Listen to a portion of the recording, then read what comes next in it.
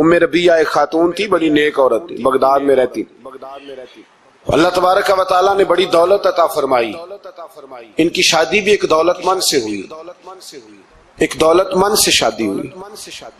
فرماتی ہیں کہ میں چھت پہ بیٹھی تھی اپنے شوہر کے ساتھ، وہ دولت مند تو بڑا تھا پر متکبر بھی بڑا تھا. دروازے پہ فقیر مانگنے آیا تو میرا خاوند بالکنی سے جھانک کے کہنے لگا اسے کچھ نہ دینا، اس دکاندار ہے، یہ دنیا دار بنے ہوئے جان بوجھ کے مانگتے ہیں. تو میں نے کہا میں تیری دولت سے نہیں دوں گی، میرے میکے سے جو کچھ آیا اس میں سے دینے کی اجازت دینا. اس نے کہا جانا ہی نہیں. تو عورت کہتی ہے اس مانگنے والے کا، اس جو دروازے پہ شخص کھڑا تھا اس کے مانگنے والے کا جو انداز تھا وہ بتاتا تھا کہ کئی دنوں کا بھوکا ہے. اس جوان کے چہرے پر عجیب بھوک تھی. کہتی میں شوہر سے نظر بچا کے آئی اور میں نے چند دینار اس کی ہتھیلی پہ رکھے. جب رکھ کے میں نے دروازہ بند کیا تو سامنے میرا شوہر لگا میری بغیر اجازت کے دیتی ہے، جا تجھے 3 طلاقیں. کہتی میں عزت مند باپ کی بیٹی طلاق لے کے گھر آ گئی. جرم میرا یہ ہے کہ میں نے اللہ کے رستے میں خیرات کی ہے. کہتی ہیں میرا والد پریشان کہ غلطی جس کی مرضی ہو، قصور تو بیٹیوں کا ہی ہوتا ہے نا. لڑکے پاک کے پاک رہ جاتے ہیں، منگنی بھی ٹوٹ جائے تو بچی کی جو حالت ہوتی ہے وہ کوئی بتا سکتا ہے؟ کہتی ہے میں شدید پریشان، میرے والد اور والدہ بھی پریشان، رشتہ کہاں سے آئے گا؟ 1-2 سال ہم شدید کرب میں رہے، رشتہ آیا تو بڑے امیر آدمی کا. میں طلاق یافتہ تھی پر بندے کوارے کا رشتہ آیا. کہتے ہیں جب وہ رشتہ ہو گیا میں پہلے دن اپنے خاوند کے پاس گئی تو مجھے کہنے لگا مجھے جانتی ہو میں کون ہوں؟ میں نے کہا نہیں. کہنے لگا میں وہی ہوں جو تیرے دروازے پہ خیرات لینے آیا تھا. تجھے میری وجہ سے طلاق ہوئی تو میں اسی رات جا کے مصلے پہ رویا کہ مولا میری وجہ سے بیچاری کا گھر اجڑ گیا. پھر میں نے 18 گھنٹے محنت کی تو میں نے تجھے عزت دینے کے لیے. کہنے لگا اب تجھے بیوی بنا کے نہیں مہرانی بنا کے رکھوں گا، میں تیری نوکری کروں گا، تو میری محسنہ ہے. کہتی ہیں 1 سال گزرا، مجھے اللہ نے بیٹا بھی دیا. میں چھت پہ اپنے شوہر کے ساتھ بیٹھی، دروازے پہ مانگنے والا آیا تو میرا شوہر سارے کام خود کرتا تھا. آج جب مانگنے والا آیا تو کہنے لگا جب کوئی مانگنے آئے تو تو نے دینے جانا ہے. کہتی میں دروازے پہ مانگنے والے کو دینے گئی تو میری چیخ نکل گئی، میں دھڑام سے گری. میرا شوہر دوڑا آیا، کیا ہوا؟ کہنے لگی پتہ ہے مانگنے کون آیا؟ یہ وہی ہے جو میرا پرانا شوہر تھا. بے پروائی ویک سجن دی جتھے کسے دی پیش نہ جاوے، اونے تاجاں والے در در رولے. تاجاں والے تخت و تاج والے، تاجاں والے در در رولے تے منگتیاں تخت بٹھاوے. اوے سجنا کسے نو کارا مل گئی، کوئی کعبیوں خالی آوے. کہتی ہوں میرے ربیہ کہ وہ شخص میرے دروازے پہ میں رونے لگی. دولت کا تکبر کرتے ہیں لوگ. غریب دروازے پہ کھڑا ہے تو کہتے ہیں تم کماتے نہیں، مجھ سے بھیک مانگنے آ جاتے ہو. دولت کا تکبر، خبردار اس تکبر میں مبتلا نہ ہونا.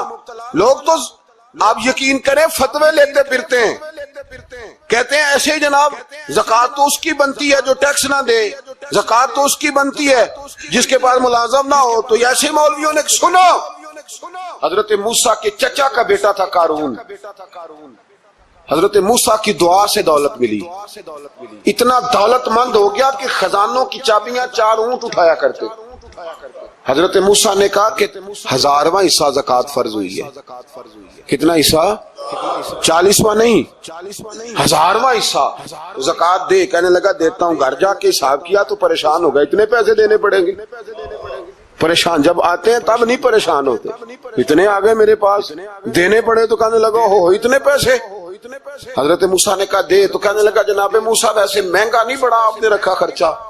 آپ فرمانے لگے میرا حکم نہیں، حکم میرے 40واں نہیں تھا. کون سا حصہ تھا؟ بولیے. مسلمانوں کا کتنا ہے؟ سارے صحیح دیتے ہیں زکوٰۃ؟ کہتے میں تھوڑی تھوڑی دیتا رہتا ہوں. میں سال میں نے تھوڑی تھوڑی بانٹ دی ہے. کچھ ان کو دیا جو مجھے ووٹ دیں گے، کچھ ان کو دیا جو گاہے گاہے میرے گھر کا کوئی کام کر دیں گے. میں نے بانٹ دی ہے. یہ زکوٰۃ دے رہا ہے کہ سیاست کر رہے تھے؟ یہ کون سا طریقہ ہے؟ یہ کون سی طبیعت ہے؟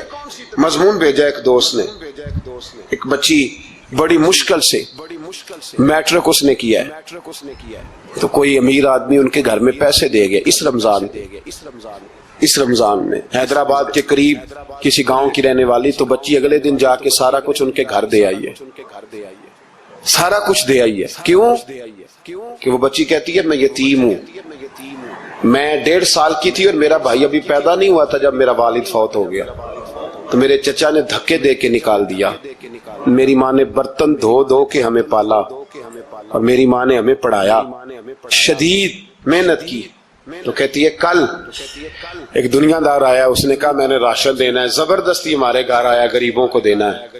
کہتی ہے میری ماں نے کبھی ہمارے سامنے دکھ نہیں اپنا کھولا کہ میں بڑی غریب ہوں، میں نے جوانی تمہیں، لیکن کیا عجیب منظر ہے کہ اس نے ایک توڑا دیا راشن کا، تو سویرے جب میری اماں زور کے بعد کام کر کے آئی ہے تو رو رہی تھی۔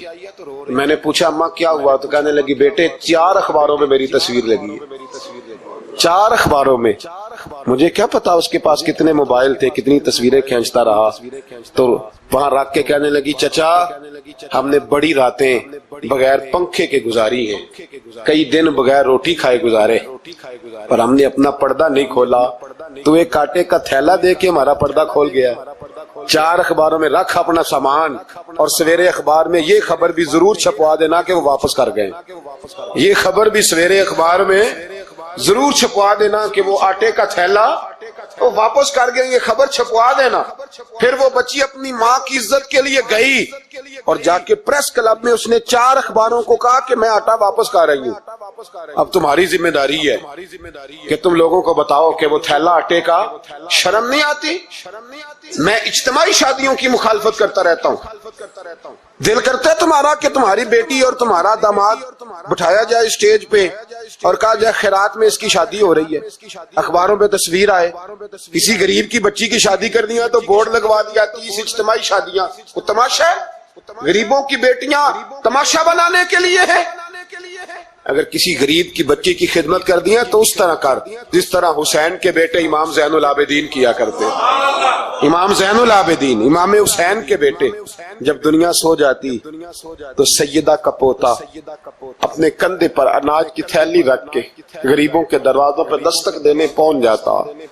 غریب باہر نکل کے پوچھتے نام کیا ہے؟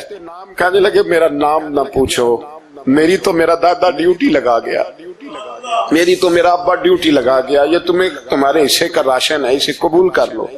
یہ ان لوگوں کا طریقہ تھا۔ یہ کیا انداز ہوا کہ 4 اخباروں میں خبر عزتیں لوگ اچھالتے پھر۔ اس کو کہا قارون کو زکوٰۃ دے، کہنے لگا کوئی نہیں، بلکہ اس نے الزام لگایا۔ حضرت موسیٰ تقریر کر رہے تھے تو ایک بندہ لے کے آ گیا، اس کے پیچھے ایک عورت ہے، کہنے لگا موسیٰ خطبے بڑے دیتے ہو، پر ایک بی بی کہتی ہے کہ حضرت موسیٰ نے تو میرے ساتھ معاذ اللہ ثم معاذ اللہ نقل کفر نہ باشد، موسیٰ نے تو میرے ساتھ زیادتی کی ہے۔ حضرت موسیٰ اللہ کے نبی جب عزت دار آدمی سے آ کے سوال پوچھتے ہو تو بیچارہ ٹوٹ جاتا ہے، وہ بیچارہ ٹوٹ جاتا ہے۔ جب لوگ پوچھتے ہیں نا یہ تو کھا گیا فلانی شے، عزت دار، اس نے اپنی زندگی بڑی مشکل سے کاٹی ہو، پر وقار سے کاٹی ہو، وہ تڑپ اٹھتا ہے۔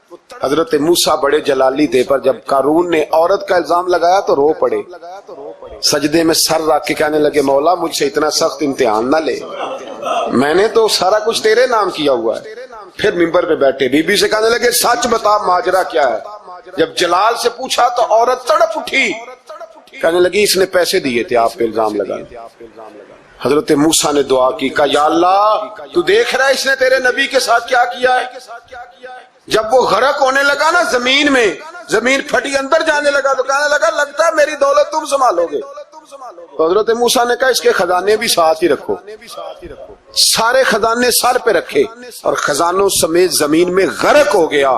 علم پڑے دا مان نہ کریے مت آکھی میں پڑیا، او جبار کہار کہاوے متے روڑ دیوی دودھ۔ تو دولتوں سمیت لوگ غرق ہو گئے۔ کدھر گیا ان کا مال، کدھر گیا؟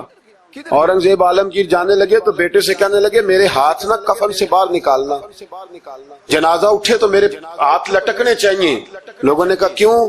کہنے لگے میں لوگوں کو بتانا چاہتا ہوں تھا میں بادشاہ پر خالی ہاتھ جا رہا ہوں۔ کفن کو جیب ہوتی ہے تو کس کے لیے پیسے جمع کر رہے ہو؟ قبروں میں بینک ہوتے ہیں، کس کے لیے گن کے سوتے ہو رات کو؟ کس کے لیے؟ کل من علیہا، ہر چیز فنا ہوگی، یہ کہنا ہے کہ انسان کو زندگی گزارنے کے لیے 2-3 چیزوں کی ضرورت ہے، پہننے کے لیے کپڑے ہوں، رہنے کے لیے گھر ہو، اور